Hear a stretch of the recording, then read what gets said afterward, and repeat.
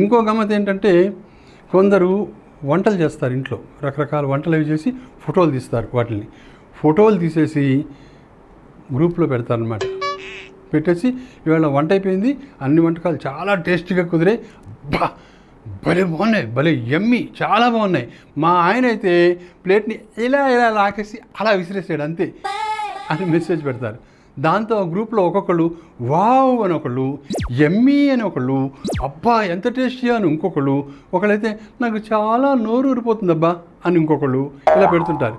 కానీ వాళ్ళు మాత్రం దొంగముండ, పనికిమాలిది, పిసినిగొడిది, ఇంట్లో బాగా అన్ని రకాల వంటలు చేసుకుని మిగుతుంది. కానీ ఏడాడైనా ఒక్కళ్ళైనా ఇంటికి పిలిచి కడుపు నిండా భోజనం పెట్టిందా, అబ్బే అదే చేసుకుని మిగుతూ ఉంటుంది అని వీళ్ళు తిడతారనమాట ఆమెని.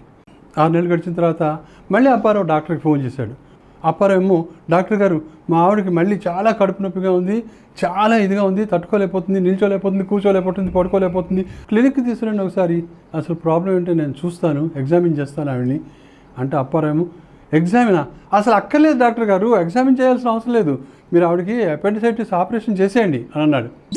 డాక్టర్కి చిరాకు వచ్చింది. డాక్టర్ని నేనా మీరా, ఆవిడకి అపెండిసైటిస్ కాదు, మీరు తీసుకురండి అంటే, డాక్టర్ గారు నేను మీరు చెప్పిన మాట విన్ను, అన్ని లక్షణాలన్నీ ఇదివరకట్లాగే ఉన్నాయి, డెఫినెట్గా అది అపెండిసైటిస్, మీరు ఆవిడకి అపెండిక్స్ తీసేసేయండి అంటే అప్పుడు డాక్టర్ అన్నాడు, అపెండిక్స్ అనేది మనిషికి ఒకటే ఉంటుంది, ఒకసారి తీసేసాం మీ ఆవిడకి, ఇంకా మళ్ళీ రాదు, మీరు పొరపాటు పడుతున్నారు, ఒక్కటే ఉంటుంది అంటే అప్పుడు అప్పారావు అన్నాడు, డాక్టర్ గారు అపెండిక్స్ మనిషికి ఒకటే ఉండొచ్చు, కానీ ఒక మనిషికి 2 భార్యలు ఉండే అవకాశం అయితే ఉంది కదా అని అన్నాడు.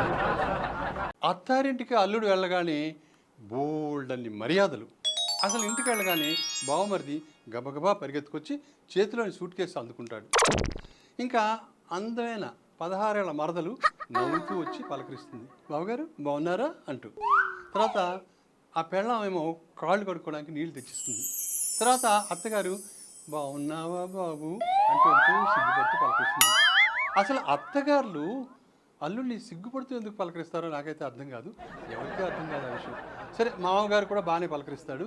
భోజనాల దగ్గర మాత్రం బోళ్ళని పిండి వంటలు, తర్వాత చికెన్లు, మటన్లు, బిర్యానీలు, అబ్బబ్బబ్బబ్బా విందు భోజనమే. అసలు అల్లుడికి ఇంత మర్యాదలు ఎందుకు చేస్తారో తెలుసా? ఈ విషయం మర్యాదలు చేయించుకునే అల్లుడికి కూడా తెలియదు. ఎందుకు ఇన్ని మర్యాదలు చేస్తారంటే వాళ్ళ గయ్యాళి కూతుర్ని భరిస్తున్నందుకు.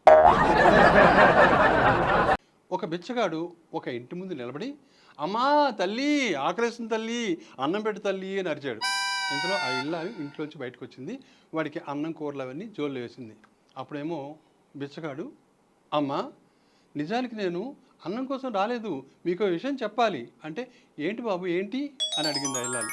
ఈరోజు మీ పుట్టినరోజు అని తెలిసింది, మీకు హ్యాపీ బర్త్డే చెప్పడానికి వచ్చాను, హ్యాపీ బర్త్డేస్ అమ్మా అన్నాడు. ఆవిడ ఎంతో మురిసి మొక్కలైపోయి ఇంట్లోకి వెళ్ళి లోపల బ్రెడ్ హల్వా అవన్నీ స్వీట్లు అవి చేసింది, అవన్నీ తీసుకొచ్చి బిచ్చగాడికి ఇచ్చింది.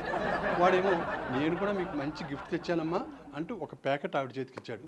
ఆవిడ అబ్బాబ్బాబ్బా మిగిలిపోయిన అన్నేస్తానే వీడికి ఎంత అభిమానం, పుట్టినరోజు గుర్తుపెట్టుకున్నాడు, నా కోసం గిఫ్ట్ కూడా తెచ్చాడు అనేసి ఆ ప్యాకెట్ కంగారుగా విప్పిందనమాట. గబగబా విప్పేసింది ఉత్సాహంతో. విప్పి చూస్తే అది ఒక పుస్తకం. అదేం పుస్తకం తెలుసా? వంటలు రుచిగా చేయడం ఎలా. అది బిచ్చగాడి ప్రాబ్లం.